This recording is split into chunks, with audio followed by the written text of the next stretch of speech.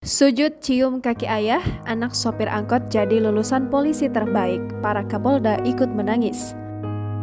Andi Sonjaya, anak seorang sopir angkot, tak bisa membendung tangis bahagianya usai dilantik menjadi Bintara Polri tahun 2022 di SPN Polda Jawa Barat. Dengan tangis haru, Andi Sonjaya dilantik menjadi peserta didik lulusan terbaik dengan nilai tertinggi dalam pelantikan tersebut. Pencapaian itu tentu tak lepas dari doa orang tuanya. Di hadapan para tamu undangan dan para siswa lainnya, Andi Sonjaya memeluk dan tak lupa bersujud di bawah kaki ayahnya. Anak seorang sopir angkot, Elang Cicadas ini berhasil mengejutkan banyak pihak lantaran memiliki segudang prestasi yang diraih. Rasa bangga pun tak lepas dari raut wajah sang ayah.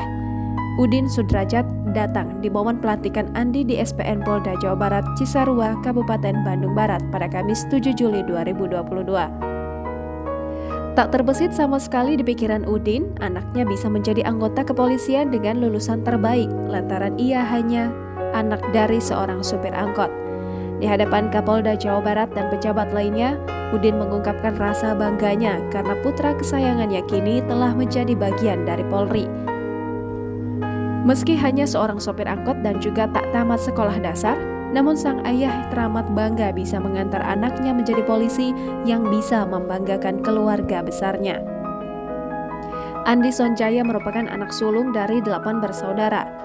Diakui Udin, Andi merupakan anaknya yang paling soleh. Apalagi selama ibunya sakit sampai akhirnya meninggal dunia, Andilah yang telaten mengurusnya. Sebagai orang tua, Udin menyampaikan pesan kepada anaknya agar menjadi polisi yang baik dan selalu berpihak dan mengabdi kepada masyarakat. Ia pun berharap agar pengabdian anaknya untuk negara dan masyarakat menjadi ladang amal di akhirat kelak. Sontak nasihat dan harapan Udin mendapat sorakan tepuk tangan dari para Kapolda dan para tamu undangan.